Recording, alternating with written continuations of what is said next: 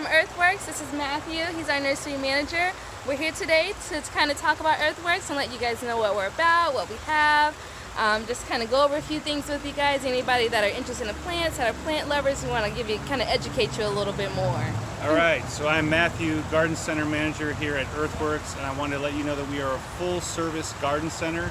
So not only do we provide you with some of the most beautiful plants that can grow here in Northeast Florida, we also install them. We also have design services, and we have a very large selection. So whether you're looking for flowers, cactus, succulents, palm trees, tropicals, shrubs, aquatic plants, we have a very good selection that should cover almost anyone's landscape needs. Hey everyone, today we're going to focus a little bit on shade plants. I got some common shade plants here, but I also have some uncommon shade plants.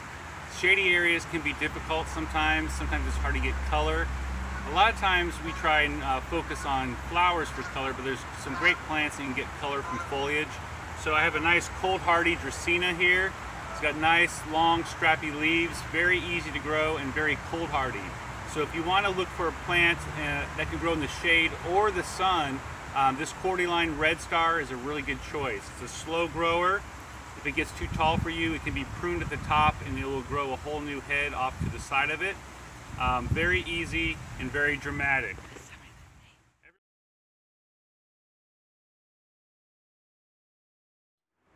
This is the Queen Emma Crinum Lily. This has a nice purple foliage and a nice tropical look. If we have a really cold winter, they can lose some foliage, but they will come back from a freeze in no time. They also have very dramatic flowers that are fragrant.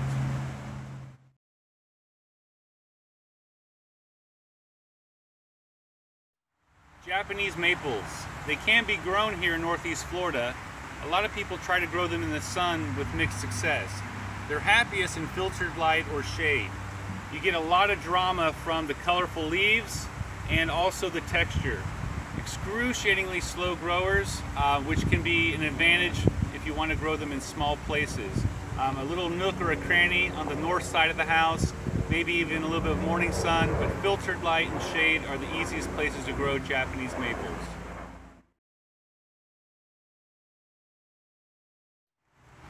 This is the tassel fern. This is a low-growing fern, about 1 to 2 feet tall.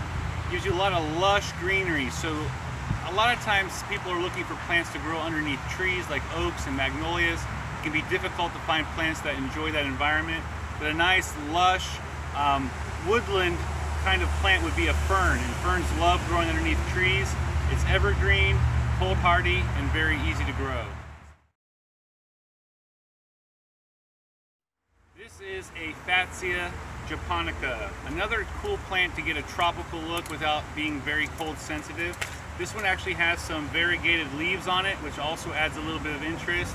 You get a really nice dramatic tropical looking leaf that doesn't have the cold sensitivity as a lot of other tropical looking plants. Next plant is the soft caress mahonia. This is also another slow growing shade loving plant. Right now you'll see it's got some yellow flowers. It blooms late winter, early spring. It's got foliage that looks a little bit like a palm tree. It's got long, slender trunks on it, and it has a nice soft tropical look without being cold sensitive. Again, this is the soft caress mahonia.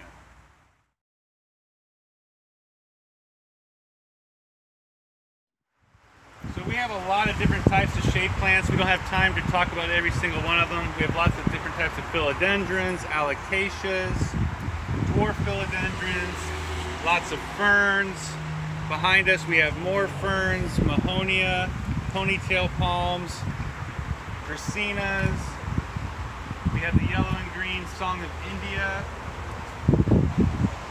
We even have some shade-grown yuccas that can take filtered light, but they can also grow in the full sun. We have shrimp plants, very dramatic. They attract the hummingbirds as well. Snowbush. Several different types of nandina. We have the dwarf nandinas as well as nandinas that grow to a full height of somewhere around 6 to 7 feet. These are the firepower nandina, which get to be about 2 to 3 feet. And then here at the end, these copper plants can take sun or shade, very dramatic. but they are tropical and would need to be protected in a hard frost. Thanks for joining us today and listening a little bit about our shade plants here at Earthworks. This feeling so alien, need to know if you're just a friend.